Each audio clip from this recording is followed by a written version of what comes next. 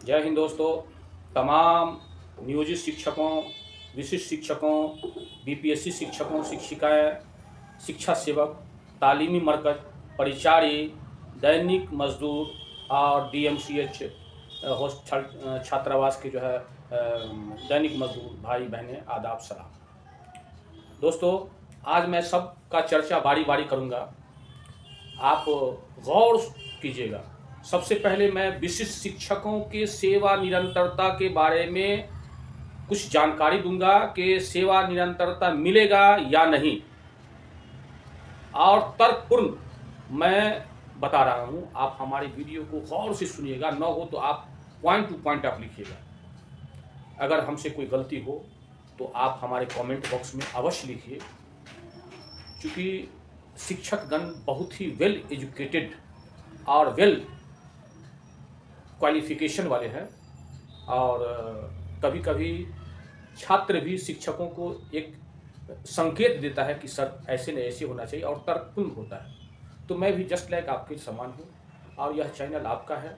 हिंदुस्तान का संविधान भी है कि जितना सर उतना असर। आप हमारे इस चैनल को, और ये आपका अपना चैनल रायन फैमिली है, इसको सब्सक्राइब कीजिए। और सब्सक्राइब करने से आपका कुछ तो खर्च नहीं होगा, और आप ही लोगों के, ये दर्शक लोगों का, शिक्षक भाई बहने के दुआ से आज लगभग मेरा 15,000 सब्सक्राइबर हुआ है। ये बहुत ही खुशी की बात है, और मैं अल्लाह पाक का शुक्र अदा करता हूँ।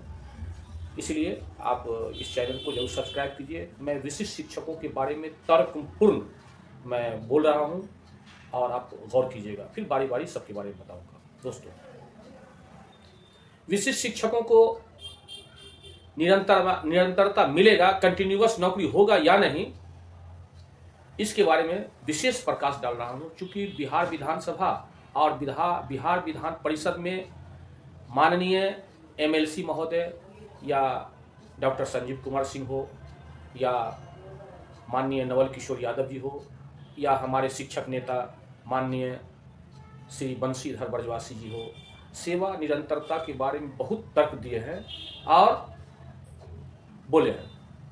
अब मैं सभी का सारांश, लॉ, कानून, हिंदुस्तान का एक्ट और राजभवन का जो गजट होता है उसके एक्ट के हिसाब से मैं बताता हूं कि सेवा निरंतरता मिलेगा तो कैसे मिलेगा, और नहीं मिलेगा तो क्यों नहीं मिलेगा। अब देखिए दोस्तों, सबसे पहले मैं ये बताना चाहता हूं कि आप सभी को मालूम होगा कि 34,540 शिक्षकों का जो बहाली हुआ था, उसमें कुछ शिक्षक नियोजित शिक्षक से भी गए थे,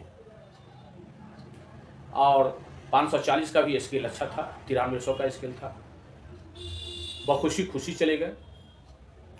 इस संबंध में मैं कहना चाहता हूं तमाम शिक्षक शिक्षिकाएं भाई बहनें से, विशेषकर नियोजित शिक्षकों से और विशिष्ट शिक्षकों से पूछना चाहता हूं, और 34,540 जो बहाल हुआ था वो शिक्षकों से कहना चाहता हूं कि क्या आपको सेवा में निरंतरता मिला था?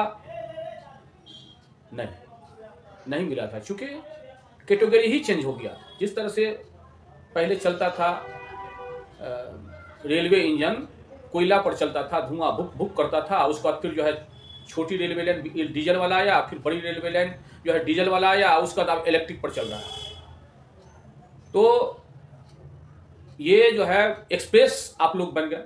34,540 अच्छा स्केल हुआ, लेकिन सेवा में निरंतरता नहीं आया, क्योंकि ट्रैक ही चेंज था। हाई कोर्ट और सुप्रीम कोर्ट भी कह दिया कि नहीं, और यह कानून से चलता है।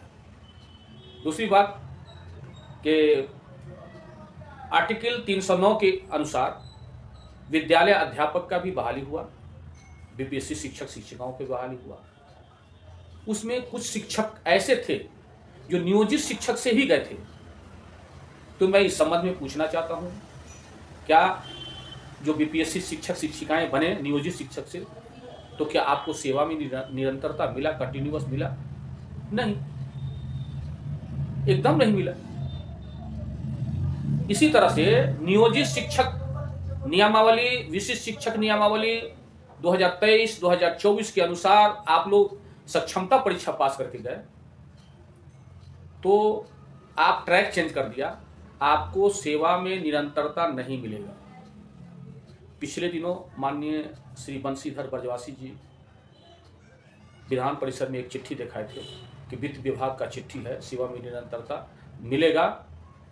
तो बहुत सा चिट्ठी इशू होता है और बहुत सा जो है ऑर्डर होता है, लेकिन जब तक आपके विभाग से चिट्ठी इशू नहीं हो जाए तो नहीं होगा। और माननीय मंत्री श्री सुनील कुमार पर भी बहुत बड़ा जवाबदेही आया, तो इन्होंने कमेटी का टाल दिया कि अप्रैल के बाद कमेटी बनेगा। आपको मालूम होना चाहिए ये चुनावी साल चल रहा है, कुछ दिनों के बाद इलेक्शन का नोटिफिकेशन होगा तो आचार संहिता लागू हो जाएगा। जितने विशिष्ट शिक्षक हैं सब वेंटिलेटर पर चले जाएंगे, नहीं मिलेगा सेवा में निरंतरता। बल्कि पिछले वीडियो में मैं एक्ट भी बता दिया हूं कि हिंदुस्तान के संविधान इंडियन एक्ट के हिसाब से जिनका उम्र 40 वर्ष या 37 वर्ष से ज्यादा है वह ज्वाइन किए हैं, अल्लाह न करे उसका नौकरी खतरे में भी जा सकता है। मैं बहुत सा नौकरी देखा हूं और हेल्थ विभाग में भी बहुत बहाली हुई थी, विधानसभा सचिवालय में बहुत बहाली हुई थी, अवैध बहाली करके उसको हटा दिया गया इंडियन एक्ट के हिसाब से। तो आप देखिए, इसलिए इस संबंध में मैं स्पष्ट कहना चाहता हूं कि अपने जानकारी, अपने गहन अध्ययन के बाद विशिष्ट शिक्षक का ट्रैक चेंज हो गया, आपको सेवा में निरंतरता नहीं मिलेगा, नहीं मिलेगा। जय हिंद बता रहे हैं। शिक्षक में भी भाई बहनें हैं बहुत वेल एजुकेटेड है, कुछ IAS में भी गए हैं, कुछ BPSC भी कंप्लीट किए हैं। तो आप एक बात गौर कीजिएगा, होता है क्या कि सरकार तमाम IAS को बैठाता है और कहता है कि हमारे पास ये इतना बजट है, इतना करना है, आप लोग सुझाव दीजिए।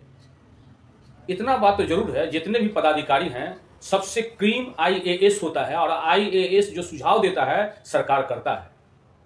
सरकार पॉलिटिकल सीट है, वो सब में हाँ हाँ कह देगा, हाँ हाँ हो जाएगा, छोटा सा एग्जामिनेशन लेंगे, हल्का एग्जामिनेशन लेंगे, राजकर्मी का दर्जा दे देंगे। सरकार का कहना ही है, लेकिन IAS जो सरकार को सुझाव देता है वो बेहतर सुझाव देता है। वही सुझाव में तमाम विशिष्ट शिक्षक फंस गए, जाल में फंस गए। आपको नहीं मिलेगा सेवा निरंतरता। मेरा नाम मोहम्मद हारून रशीद हुआ, मैं दरभंगा जिला का रहने वाला हूं और मैं अपने अनुभव के आधार पर आपको कह रहा हूं कि आपको नहीं मिलेगा। हाँ, भारत का संविधान लचीला है, अगर विधानसभा विधान परिषद से पास हो करके कानून में संशोधन होके महामहिम राज्यपाल महोदय के यहाँ से पास हो जाएगा तो बिहार गजट में नया कानून निकल जाएगा तो सेवा में निरंतरता चाहिए। लेकिन अभी ये स्थिति है कि सरकार खुद बैसाखी पर चल रहा है। बिहार सरकार ये इतना बड़ा जोखिम लेकर के नहीं चलेगा। हल्ला कर रहा है 50 लाख नौकरी देंगे युवाओं को, 50 लाख नौकरी और रोजगार करेंगे देंगे। मैं इस संबंध में सरकार से कहना चाहता हूं कि आप 50 लाख क्या दीजिएगा, परिचारी का पद पैनल जो है आप 2012 में बनाए थे और 2024-2025 तक अभी तक समायोजन नहीं किए, क्या आप नौकरी दीजिएगा? जी आपका क्या कहना है? सर, हमारा और हम सभी पैनल भाइयों का एक ही एक सूत्री मांग है बिहार सरकार से और माननीय जिला के जिलाधिकारी पदाधिकारी महोदय से, जो हम लोग 12 से संघर्ष करते आ रहे हैं, अतिशीघ्र हम लोगों को नियुक्ति परिचारी पद पर किया जाए। चूँकि सर हम लोग 22/1/2025 से यहाँ ठंडा में अनिश्चितकालीन धरना पर बैठे हुए हैं। लेकिन दुर्भाग्य की बात है सर, जो हम लोग भी बिहार का और भारत का नागरिक हैं, लेकिन यहाँ जिला पदाधिकारी महोदय हैं, सामने कमिश्नर साहब का कार्यालय है और सारे पदाधिकारी अगल बगल में रहते हैं। लगते हैं जो सारा का कान बहरा हो चुका है। ये संवेदनशील सरकार है, संवेदनशील पदाधिकारी है। मानवता के नाते भी थोड़ा सा हम लोग से सुधी लेना चाहिए। जो भाई क्या परिस्थिति है आप लोगों के, कितने दिन इतने दिनों से आप लोग काहे ला बैठे हुए हैं, कोई शुद्धि बुद्धि नहीं लिया जा रहा है सर। हम लोग का उम्र समाप्त है, हम लोग का बाल बच्चा रोड पर है सर। हम लोग परिचारी पद से 2012 से संघर्ष करते आ रहे हैं। इस बीच सुप्रीम कोर्ट का आदेश भी निकल चुका है, जो पुराने नियम से ही हम लोगों को बहाली किया जाना है। 377 सीट मेरा परिचारी पद का अभी भी जिला में बकाया चल रहा है सर, और हम लोग 234 अभ्यर्थी हैं। परीक्षा दे के भी सर हम लोग खाली हाथ हैं सर। अभी तक हम लोग को नियुक्ति नहीं हो रहा है, नहीं जिला पदाधिकारी सुन रहे हैं, नहीं बिहार सरकार के बगल से कोई खोज खबर लिया जा रहा है, ना और नहीं प्रमंडल के जो पदाधिकारी हैं कमिश्नर साहब, उनके बगल से भी न कोई सुधी लिया जा रहा है। जबकि हम लोग लगातार आवेदन दोनों जगह सर माने समर्पित कर रहे हैं। अपना दुखड़ा दोनों ऑफिस में हम लोग पर डे जमा कराते हैं, लेकिन अभी तक कोई सुधी सुधि नहीं लिया जा रहा है। परिचारी का भी नौकरी नहीं दिए। डीएमसीएच दरभंगा मेडिकल छात्रावास जो मात्र 102 दैनिक वेतन भोगी है, जो स्वीपर हैं, दाई हैं, रसोईया हैं, दरबान हैं, उन लोगों को वो त्राही तराही हो रहा है। 2 मिनट के लिए आप देखिए उनका आवाज, देखिए, मैं फिर बात करता हूं, देखिए। प्रशासन खोलो काम, नहीं तो होगा चक्काजाम। प्रशासन खोलो काम, नहीं तो होगा चक्काजाम। जो जुल्म के टक्कर में हमारा नारा है। जो हम लोग को रोजी रोटी नहीं दे रहा, ऐसा सुप्रीम को नौकरी छोड़ देना चाहिए। हम लोग को रोजी रोटी छीन लिया गया है, हम लोग भूखे मर रहे हैं 8 महीना से, हम लोग को रोजी रोटी छीन लिया। ऐसा सुप्रीम को बदली करना चाहिए, ऐसा बड़ा बाबू को बदली करना चाहिए, बिजनेसमैन को बड़ा बाबू करना चाहिए, डूब मरना चाहिए चुल्लू भर पानी में। कि हम लोग का बाल बच्चा भूखे मर रहा है, हम लोग सब भूखे मर रहे हैं, पर हम लोग को मुक्का के पैर देख रहा है। ऐसा हरामी कुत्ता को कभी ना घाटा देना चाहिए, इसको ना मेरा हाथ का राज है।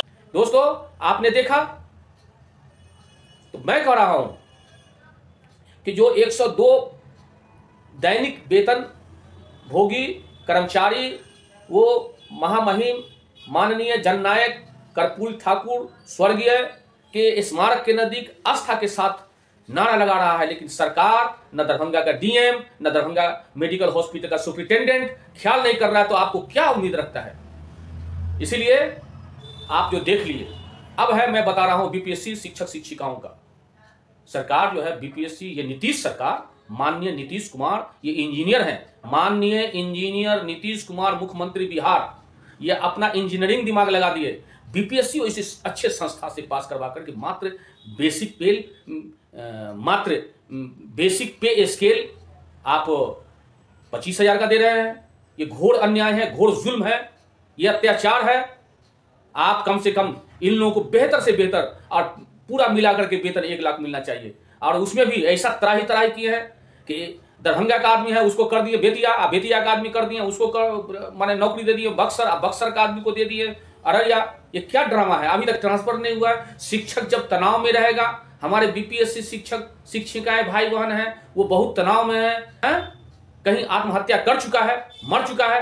इस तरह से नहीं चलेगा, इस तरह से नहीं होने वाला है। बीपीएससी शिक्षक शिक्षिकाओं का ऐच्छिक स्थानांतरण होना चाहिए और एक अच्छा से अच्छा वेतन मिलना चाहिए। दूसरी बात कि शिक्षा सेवक हैं, तालीमी मरकज है, मैं तमाम लोगों को ये आह्वान करना चाहता हूं कि आप घबराएं नहीं, धैर्य से ड्यूटी कीजिए। निश्चित तौर पर आपको समायोजन यही विभाग में होगा और परमानेंट शिक्षक बनेंगे। और नियोजित शिक्षकों को कहना चाहता हूं कि आप धैर्यपूर्वक रहिए, जहां हैं वहीं बने रहिए। वैसे आप खुद विद्वान हैं, आप सोशल मीडिया में कानून, तरह तरह का वीडियो, तरह तरह का यूट्यूब देखते होंगे, जो डील करता है वो कीजिए। आप अमर हैं, 60 साल तक आपको कुछ नहीं कोई कुछ कर सकता है।